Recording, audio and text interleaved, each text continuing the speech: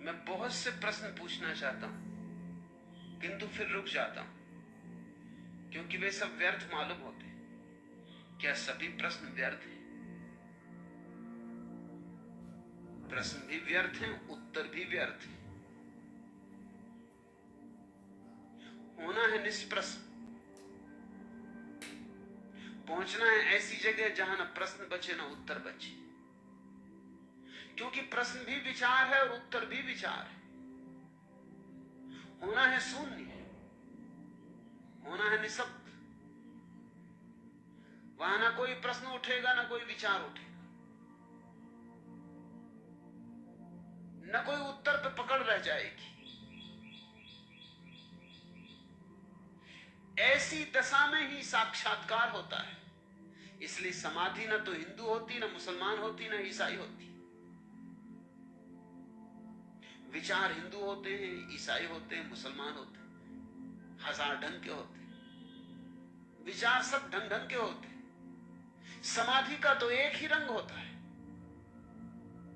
शून्यता। हिंदू भी चुप हो जाएगा तो वहीं पहुंच जाएगा जहां मुसलमान चुप होकर पहुंचेगा। स्त्री चुप होगी तो वहीं पहुंच जाएगी जहां पुरुष चुप होकर पहुंचेगा। लेकिन अगर बोलेंगे तो भेद पड़ जाएंगे, तो भिन्नता आ जाएगी।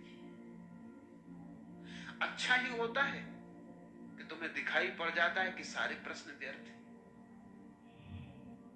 फिर भी उठते हैं। प्रश्न ऐसे ही मन में लगते हैं जैसे पत्ते वृक्षों में लगते हैं।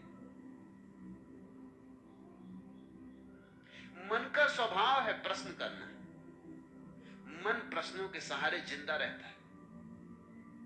मन को उत्तर में उत्सुकता नहीं है। ख्याल रखना, ध्यान रखना, मन को उत्तर से कुछ लेना ही नहीं। मन तो उत्तर से भी नए 10 प्रश्न खड़े करने को उत्सुक है, इसलिए उत्तर भी मांगता है। एक प्रश्न पूछता है, उत्तर मिले, उत्तर में से 10 नए प्रश्न खड़े कर देता है। पूछेगा, परमात्मा ने बनाया जगत को? सच में परमात्मा ने जगत को बनाया? और ऐसा लगता है कि बड़ी श्रद्धा से, बड़ी निष्ठा से पूछ रहा है। कहो कि हां परमात्मा ने जगत को बनाया, और 10 प्रश्न खड़े हो जाते। क्यों बनाया? फिर ऐसा ही क्यों बनाया? फिर इतना दुख क्यों बनाया? ये कैसा अन्याय हो रहा है? फिर कोई गरीब और अमीर क्यों बनाया? फिर कोई सुखी और दुखी, और कोई सोने की चम्मच मुंह में लेके पैदा हो रहा है, और कोई दाने दाने को मुहताज। फिर ऐसा क्यों किया? फिर पाप क्यों बनाया जगत में? फिर आदमी को ऐसा क्यों बनाया कि वो पाप कर सके? फिर उसे पुण्य ही करने की क्षमता क्यों ना दी? अब उठना शुरू हुआ, अब कोई अंत नहीं होगा। इसलिए बुद्ध जैसे ज्ञानी ने पहले ही प्रश्न पर रोक देना चाहा। पूछो बुद्ध से ईश्वर है? बुद्ध कहते हैं ये प्रश्न किसी काम का नहीं। इससे न निर्वाण होगा, न समाधि लगेगी, न शांति मिलेगी। इससे तुम्हारे चित्त की चिकित्सा नहीं हो सकती। इसे हटाओ, ये किसी काम का नहीं। बुद्ध जानते इसका उत्तर दिया कि तुम 10 प्रश्न ले आओगे। प्रश्नों की संतति बढ़ती ही चली जाती। प्रश्न मन उठाता क्यों है? ये असली प्रश्न से बचने की तरकीब है। असली प्रश्न तो एक है, मैं कौन? मगर वो मन नहीं उठाता। वो कहता है संसार क्या है? संसार में दुख क्यों? संसार को किसने बनाया? क्यों बनाया? अंत क्या है?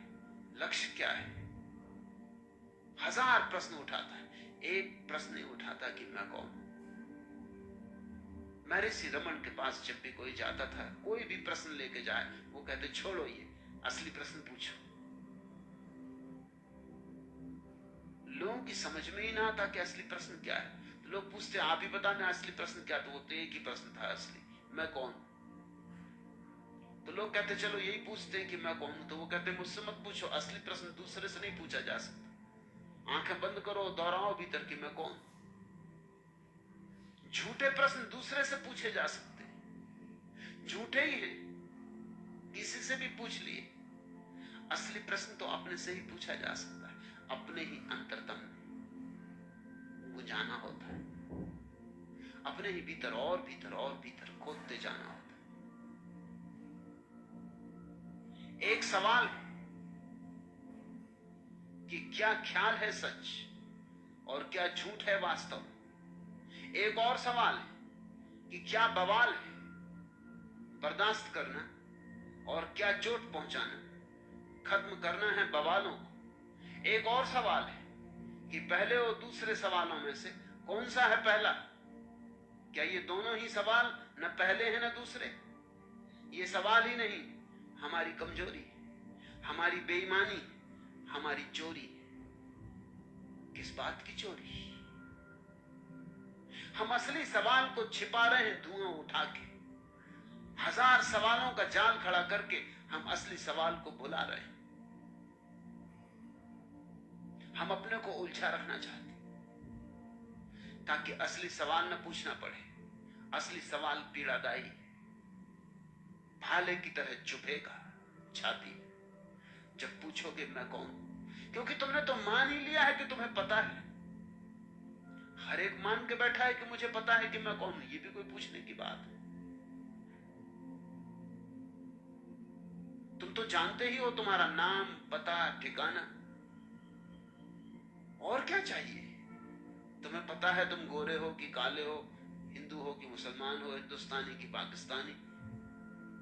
तुम्हें सब पता है, तुम्हारे पिता का नाम, पिता के पिता का नाम, तुम्हारा घर, सब तुम्हें पता है। तुम्हारा धंधा, तुम्हारी शिक्षा दीक्षा, सब तुम्हें पता है। और क्या चाहिए?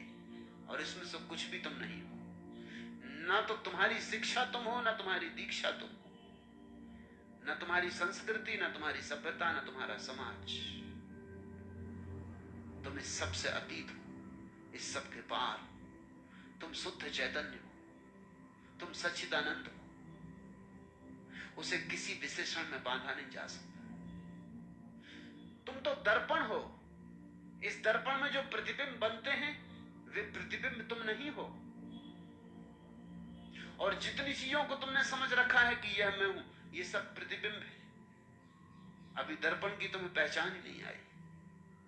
जब तुम दर्पण को जानोगे, पहचानोगे, चकित हो जाओगे, विमुक्त हो जाओगे। ऐसे रस में डूबोगे कि फिर कभी उसके बाहर ना आ सकोगे। प्रश्न तो सब व्यर्थ है, सिर्फ एक प्रश्न को छोड़कर। और उत्तर भी सभी व्यर्थ हैं, सिर्फ एक उत्तर को छोड़कर। लेकिन वह प्रश्न और वह उत्तर तुम्हारे भीतर घटना है। बाहर से कोई उत्तर नहीं मिल सकता। मैं कह रहा हूं कि सच्चिदानंद हो तुम, लेकिन इससे क्या होगा? तुमने सुन भी लिया, हुआ क्या? परसों रात फ्रांस से आई एक महिला को मैं कुछ कह रहा था। दुखी थी, उदास थी। कह रही थी कि कभी कभी सुख भी होता है, लेकिन अधिकतर तो मैं उदास ही रहती हूं। कभी कभी ठीक लगता है, बस कभी कभी, ज्यादातर तो सब ऐसा व्यर्थ लगता है। मैं क्या करूं? तो उससे मैंने कहा कि मैं तुझे एक सूफी कहानी कहता हूं। मैंने कहानी शुरू की थी, 2 ही पंक्तियां कही थी। उसने कहा कि ये कहानी मुझे मालूम। मैंने कहा अगर ये कहानी तुझे मालूम, सच में तुझे मालूम, तो फिर उदास क्यों? वो थोड़ी चौंकी, क्योंकि कहानी मालूम होने से उदास होने का क्या संबंध हो सकता है। तो फिर मैंने कहा तू फिर से सुन, तुझे कहानी मालूम नहीं। तूने सुनी होगी, पढ़ी होगी, लेकिन कहानी को जीना पड़ेगा। पढ़ने और सुनने से क्या होगा? कहानी तो छोटी सी है, विख्यात है, तुम में से भी बहुतों को पता होगी। लेकिन फिर भी मैं कहता हूं पता तभी होगी जब तुम जियोगे। कहानी में उससे कह रहा था कि एक सम्राट अपने स्वर्णकार को बुलाया, सुनार को बुलाया और कहा मेरे लिए एक सोने का छल्ला बना और उसमें एक ऐसी पंक्ति लिख दे जो मुझे हर घड़ी में काम आए। दुख हो तो काम आए, सुख हो तो काम आए। सुनार ने छल्ला तो बनाया, सुंदर छल्ला बनाया, हीरा जड़ा, लेकिन बड़ी मुश्किल में पड़ा था कि ऐसा वचन कैसे लिखूं उसमें जो हर वक्त काम आए। कुछ भी लिखूंगा वो किसी समय काम आ सकता है, किसी खास घड़ी में, किसी संदर्भ में, लेकिन हर घड़ी में, जीवन के हर संदर्भ में काम आए ऐसा वचन कहां से लिखूं, कैसे लिखूं? वो पागल हुआ जा रहा था। फिर उसे याद आया, एक फकीर गांव में आया है, उससे पूछ ले। फकीर के पास गया, फकीर ने कहा इसमें कुछ खास बात नहीं, तू जा इतना लिख दे, दिस टू विल पास, यह भी बीत जाएगा। और सम्राट को कह देना कि जब भी कोई भी घड़ी हो और तुम परेशान हो, खुश हो, दुखी हो, इस छल्ले में लिखे वचन को पढ़ लेना, वो काम पड़ेगा। और वो काम पड़ा। सम्राट कुछ ही दिनों बाद एक युद्ध में हार गया और उसे भागना पड़ा। दुश्मन पीछे, वो एक पहाड़ में जाके छिप गया है, थर थर कांप रहा है, घोड़ों की टाप सुनाई पड़ रही, बड़ा दुखी, जीवन मिट्टी हो गया। क्या सपने देखे थे, क्या से क्या हो गया। सोचता था राज्य बड़ा होगा इसलिए युद्ध में उतरा था, राज्य अपना था वो भी गया, जो हाथ का था वो भी गया उसको पाने में जो हाथ में नहीं था। बड़ा उदास था, बड़ा चिंतित था, कैसी भूल कर ली। तभी उसे याद आई छल्ले की, वचन पढ़ा, वचन था कि यह भी बीत जाए। मन एकदम हल्का हो गया, जैसे बंद कमरे के किवाड़ किसी ने खोल दी, सूरज की रोशनी भीतर आ गई, ताजी हवा का झोंका भीतर आ गया। मंत्र की तरह जैसे अमृत बरसा, यह भी बीत जाए। वो शांत होकर बैठ गया। वो भूल ही गया थोड़ी देर में कि घोड़ों की टाप कब सुनाई पड़नी बंद हो गई, दुश्मन कब दूर निकल गए। बड़ी देर बाद उसे याद आई कि अब तक पहुंचे नहीं। और 3 दिन बाद उसकी फौजें फिर इकट्ठी हो गई, उन्होंने फिर हमला किया, वो जीत गया, वापस अपनी राजधानी विजेता की तरह लौटा। बड़ा आंकड़ा था, फूल फेंके जा रहे थे, दुदुम्बी बजाई जा रही थी, भारी शोभा यात्रा थी। तभी अकड़ के उस क्षण में उसे अपना हीरा चमकता हुआ दिखाई पड़ा अंगूठी का। उसने फिर वो वचन पढ़ा, यह भी बीत जाएगा, और चित्त फिर हल्का हो गया, जैसे कोई द्वार खुला, रोशनी भर गई। वो जो अहंकार पकड़ रहा था कि देखो मैं ऐसा विजेता था कभी पृथ्वी पर, इतिहास में लिखा जाएगा नाम स्वर्ण अक्षरों में, उड़ गया। जैसे सुबह सूरज उगे और घास में पड़ी ओस की बूंद उड़ जाए, ऐसा वो अहंकार उड़ गया, हल्का हो गया। फिर वही शांति आ गई। मैं उस महिला को कह रहा था ये कहानी, मैंने आधी ही कही थी। उसने कहा कि मुझे ये कहानी मालूम। मैंने कहा नहीं मालूम। उसने कहा मुझे मालूम। मैंने कहा नहीं मालूम। अगर मालूम है तो जो तूने प्रश्न उठाया वो उठाना नहीं था। दुख आता है, जानो कि बीत जाएगा, यहां सभी बीत जाता है। सुख आता है, बीत जाता है। न दुख में टूटो, न सुख में अकड़ो, न दुख में उदास हो जाओ, न सुख में फूल जाओ, कुप्पा हो जाओ। सब आता है, सब जाता है। पानी की धार है, गंगा बहती रहती। यहां कुछ स्थिर नहीं।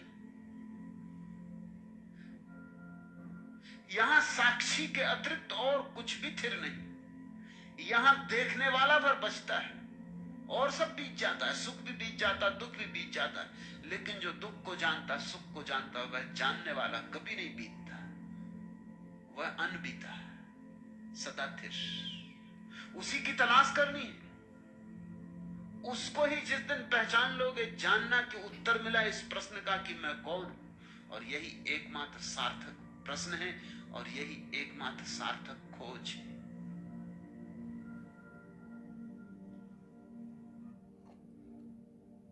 धन्यवाद आप सभी का इतने धैर्य से ओशो को सुनने के लिए।